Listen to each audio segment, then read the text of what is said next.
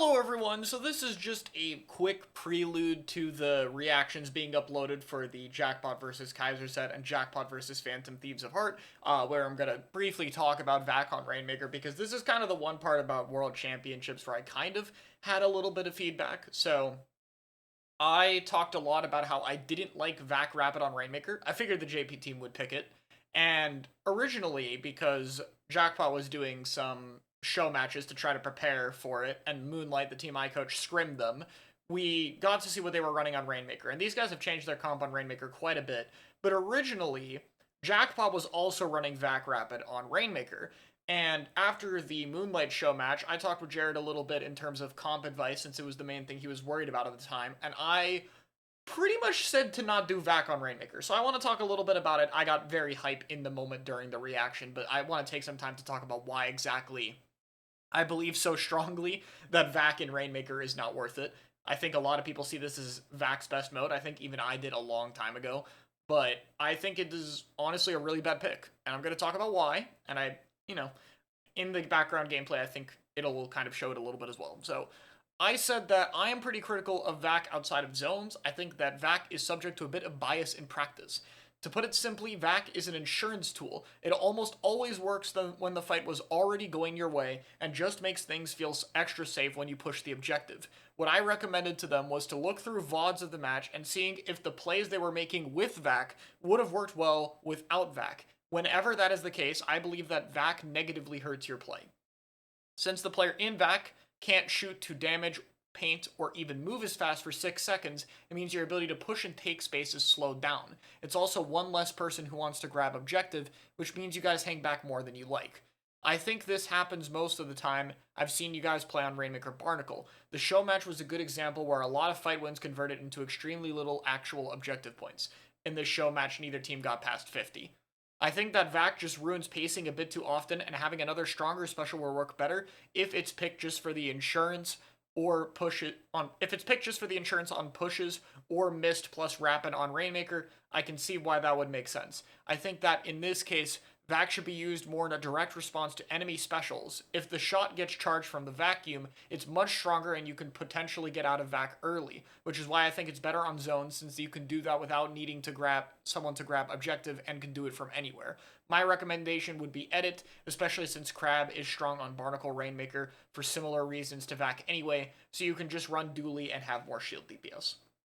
So, that was my advice, and I was talking about Barnacle specifically, but applied to Rainmaker in general. So let me talk about a little bit what I mean by that.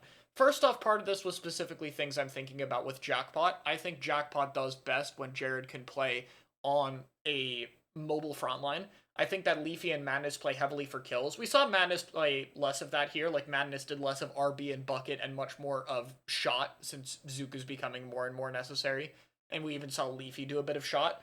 But generally what was played in practice is that they have like 2 slower kill guns. And I think that having Jared not have to worry about multitasking cooler and being able to take attention and live way longer than any of his teammates while doing so was something that I thought was a lot more valuable for them. So part of my advice on recommending edit was just like that edit I think works better for Rainmaker than Pencil most of the time anyway, and they're already very used to playing around it, and Q is obviously very capable of playing it. So what did I mean by the VAC note specifically? What I'm trying to say is I think that VAC is just subject to a little bit of like, when VAC works, it feels really good because it usually secures you a win or the game. But I think the hard thing to realize is that a lot of times you were already going to win that anyway. Does VAC actually create situations for you to get the chance to win the game? That I don't think so. Like, yeah, the Rainmaker can't die, but you're not going to do much. The only time it really helps is if your VAC is already close enough to pocket the Rainmaker to go the extra bit it already needs. And, like, if the VAC is already close enough to where basically the suction part is going to cover the path to the lead anyway, then you've already done something well to get to that point, is kind of what I mean. That's why I describe it as insurance. It's like once you've already gone 90% of the way there, VAC gets you the rest of the 10% of the way there. But I don't think VAC actually contributes to setting up the winning situation. And I would much rather have like a Crab or a Booyah that would actually do it. And like, again, if that VAC doesn't get value, if people aren't shooting at the VAC, VAC is a negative value special. Kraken has similar problems, but Kraken's a lot easier to work with. But what I mean by this is, like, what are you contributing to the game when you're in a vacuum? You don't paint, you don't build special, you don't take space, you don't do damage, none of it.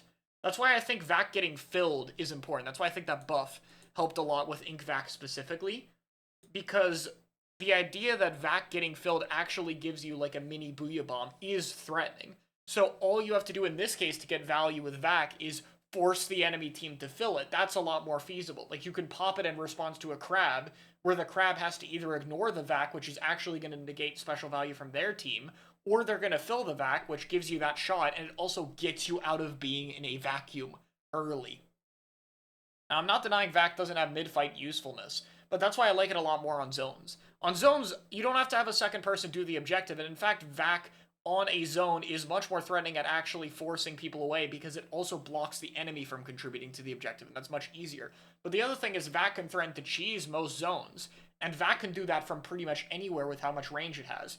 So I don't have to pop a Vac on the Rainmaker. I can pop a Vac for my teammate. I can pop it on the left side of the map, on the right side, on the corner. It doesn't matter, and I still have the same threat. That's why I like it a lot more on zone specifically. But I think on Rainmaker, where this mode already has a big investment on you need a guy to be the Rainmaker carrier, it's a problem. And that's another place where I think Rapid specifically hurts with it. Like, maybe if Vac was on a shorter range weapon, that would make a bit more sense. But ideally, you want the Anchor to be picking up the Rainmaker, because it's going to contribute the least in space taking. Anchors are better at holding space you already control.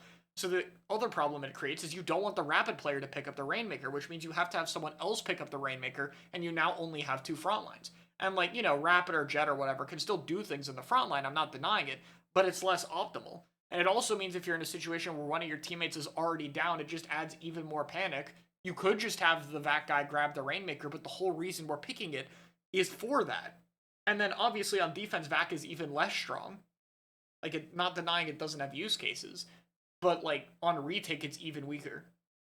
So, you know, that's my elaboration real quick. That's why I'm like such a stark believer that Vac and Rainmaker isn't that good idea. I think it's fine if you're like picking a weapon that fits with your comp, and you know, it's just kind of like also there. You just happen to have a Vac. Like, if you're picking it because you want the main gun, I get it. Like, if there's like a really strong main weapon with Vac or whatever, then I don't think it's like a kit killer or anything. Like, even on this mode. But my point is more, I think you don't pick something for the Vac. And in this case, with a Rapid, like, yeah, Mist is nice on Rain, but realistically, the other Rapid kit is just much better for the main gun. Which is why I think we saw Blue Rapid from both Majin and Q on Barnacle Rainmaker earlier. So, you know, that was just a bit of insight into why I gave that advice. Obviously, what I wrote to Jared is stuff that I know he would understand. I tried to explain it a little bit more afterward. So, you know, I wanted to give some input on that because I know that's a big part of my reaction is talking about why exactly I was so like happy about not seeing Vac on Rainmaker, especially seeing it working. Because, you know, obviously giving advice a bit to a team going to Worlds, I want that to actually work. Otherwise, that would be like, damn, I told them to pick the thing that didn't work. But luckily, you know, I told them to pick the thing that did work. So I'm glad with that. I'm sure there was more than just my input that led to the decision. So I also want to clarify that, like, I doubt my conversation is alone is what made the decision. But I did want to try to sway Jared to my line of thought in that case and, like, the rest of Jackpot. And I'm glad it worked out for them at Worlds. So, yeah, that's the Vac Rainmaker thing. I want to talk about something else real quick at the end of this video. A bit unrelated that K-Bot tweeted out. And he said this before during NA Champs as well, which is that he feels bad for Starburst. Their reign at the top of NA was over the pandemic. They deserve to have multiple chances at a world championship, and we likely won't ever see what they could have done at the peak domination at that event. And yeah, I do want to point this out. Starburst was dominant for an incredibly long time, and an incredibly good time too. And they did not get the chance to do these events because of the time period in which they were dominant. And, like, that sucks. Obviously, Starburst was around when NA Champs happened. They had their chance this time, but they deserve to have multiple chances, like K-Bot has said. And, like, you know, this is one of those tweets where I don't have much to add to this, but I don't see it talked about as much. And I kind of want to point out that, like, yeah, this sucks. Like, it just sucks. They deserve to have a better chance at it, and they didn't get it. I'm like, you know, that's how it was due to, you know, pandemic. No one could have predicted it. But, you know. Obviously, I'm with Moonlight right now trying to get our own chance back at NA Champs, but part of me wishes that Starburst would also be able to get another chance one day, because they absolutely deserve to be on a stage like this and compete in the way Jackpot did. But yeah, with that being said, I really enjoyed watching Worlds. We got a patch pretty soon, as we know because the Splatfest stuff needs data and the Undertow rework got announced. So we'll be talking about that. I'll talk a bit about content extension stuff later on another time. So yeah, there we go. This has been my thoughts on Vac and Rainmaker and why I told Jackpot not to pick it. All right, bye.